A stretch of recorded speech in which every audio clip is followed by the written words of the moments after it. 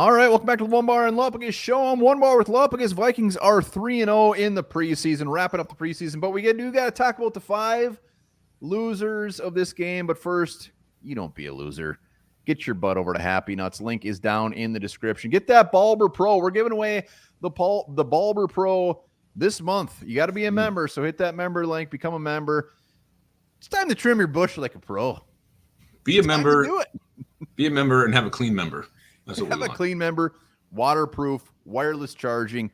The Balber Pro is fantastic. Lupagus and I both have it. It's wonderful. Hit it up. We'll be giving that away this month.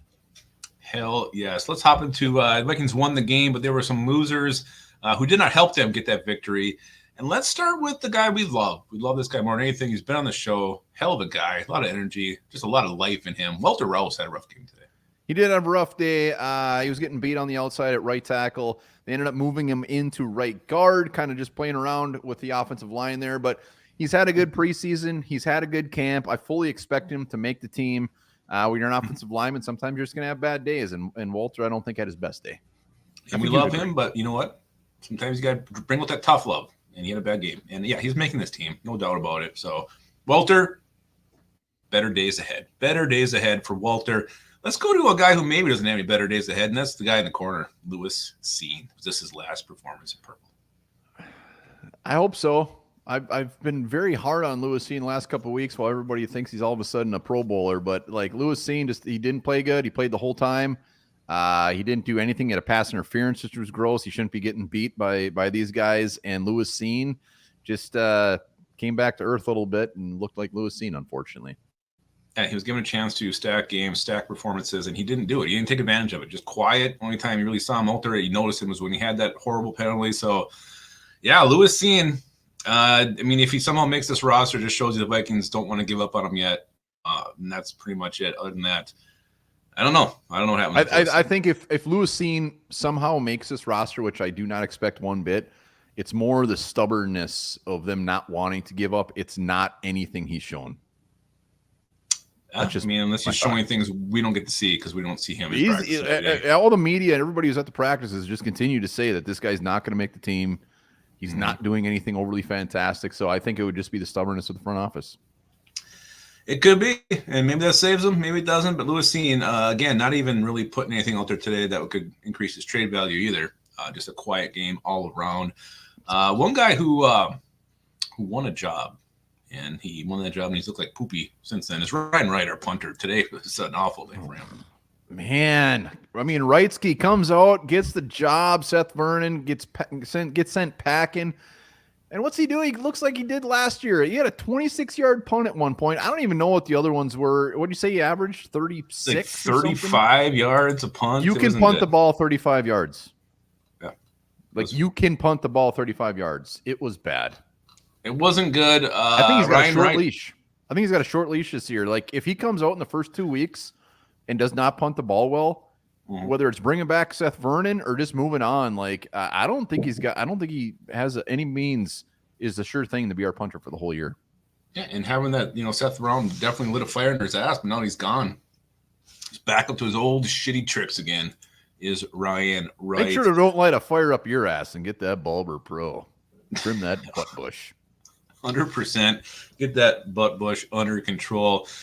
Speaking of butt bushes, how about Brian Asamoah? Another one of Kwesi's first picks that I know he had like 7 tackles today, but if you really look at the film, they were well beyond the line of scrimmage, like 8 yards. They're big gains, and he's making the tackle. He flies in there. He never makes the tackle when he's in the backfield, and then he gets washed out by blockers, like easily pushed around because he's so little.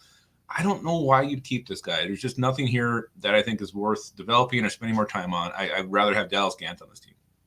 Yeah, I would take Dallas Gant in a second over Brian Asamoah. I mean, the thing with him is, you're right. You see him a lot. He's in all the plays. He's just not really doing anything overly fantastic. He's always around the ball. And when we drafted him, all of his draft profiles kind of said the same thing. He's flying around the field. He's everywhere. But he isn't doing anything overly fantastic. And that's what we've seen in the pros so far. And he played a lot of this third preseason game. I don't know if that's a great thing for him. I don't think it is. And Camus Gurgier-Hill, probably his primary competition for a backup spot, didn't even play today. So it sounds like he's safe. So is it down to Asamoah and Gant? If it is, I'd rather see Gant out there. I've seen enough of Brian Asamoah. Yeah, I don't. It's true. It's true. I've seen enough of them. Yeah, we actually had 6. So we're gonna combine these last 2. Jay Ward, Caleb Evans, both. Oh, I mean, Caleb Evans is like. Why is Caleb Evans playing? That was number 1. That was a shocker. Then he did play, and he didn't really look very good. I mean, Caleb Evans out there at this point in his career, what he's done, he started a lot of games. He should look like an all-pro out there right now against these guys. He did not look good. Nothing stood out. The fact that he even played today, he should be mildly concerned. I have no clue what to expect if he makes his team or not. And if he does make it, I mean, what is he, cornerback 6? Is he cornerback 4? If he makes it, he's at the bottom. He's at the bottom. He would certainly hope so. He just does not look. I mean, what Lewis seen, he's not always out there looking horrible. He's just out there maybe not doing anything. Caleb Evans is out there and looking bad and like getting beat and like not even close in coverage over and over and over again. Happened again today. So Caleb Evans, definitely not good. Another one, Jay Ward, didn't get out there until I think like the 4th quarter today. I think he was out late. He came out there right after the half. So okay. I didn't see him out there in the first half. He might have been out there. I didn't see him. But the fact that when he was out there, and again, a guy who didn't do anything when he got out there, Jay Ward, I kind of just figured he'd make the team just because he was just a 4th rounder last year. But was he 4th rounder? I think he was a 4th rounder last year. He was a 4th rounder, yeah. Yeah, I don't think so. They can't find anything to do with this guy. They can't find where to play him. Wherever they put him, he doesn't really do anything. The only good thing is on that one field goal attempt, it wasn't him that jumped. It was the Eagles. So I think everybody's kind of holding their breath. It was positive. I don't know, Jay Ward. The fact you're out there so late in the 3rd preseason game is not a good sign for your chance of making this team. And I don't know. If I had a bet on it, I'd probably still say he makes it. But I don't think he does. Good about it. I don't like it. After seeing unless there was a reason, maybe they wanted to get those other guys out there against maybe some tougher. I don't know. Maybe I'm making excuses for him, but not many people getting out there in the second half of this game are going to make the team, and he was one of them. Yeah, it was not good. I know you have one you'd like to mention as well, an honorable mention when it comes to the losers. Hey, look, this was a preseason 3 game. All these guys are out there just trying to get a roster spot, trying to put on some tape. So we're not trying to rip on these guys too much. Mm-hmm. But Dwayne McBride, like 11 for 34, he averaged 3.1 yards a carry. Every other running back did great. Myles Gaston did great. I mean, everybody else who ran the ball, Mo Abraham came in and had a better average than him.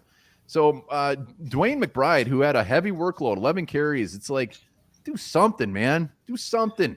Last year he didn't look good. He gets a good showing today against 3rd and 4th stringers and can't average over 3.1. It's disappointing. We love Debo. I don't know. I've never really been a huge fan. I mean, the one thing I did see this year, he's doing last year. You couldn't believe. Coming on the draft, once I saw him play, I didn't love him anymore. You thought he might actually start for him. I did. Then I started watching him play, and he's turning his body at contact at the line. Like, what is this? You never see this unless you start watching, like, junior high school football. At least he was running without doing that this year, so I was impressed that he's got rid of that part of his game. But yeah, I'm ready to move on from this guy so bad. Debo Mack, the guy I was so excited about, and it's just falling off the cliff for me. Dwayne McBride, there's so many running backs out there that can come in and have something special to them, and Dwayne McBride, unfortunately, just doesn't. At least with the Minnesota Vikings, I don't think it was meant to be. I think they move on from him. I think they sign a completely different running back to the practice squad. Like, just let him go do his thing somewhere else. Yeah, I don't think we need to keep him, and Myles Gaskin is ahead of him. Hell, I put Mo ahead of him at this point, too. Mo. Those are our top 5 losers in the win against the Eagles. Remember, hit that link down in the description for the Balber Pro. Heck yeah. Remember this. The heaviest squash ever grown was last October. 2,749 pounds.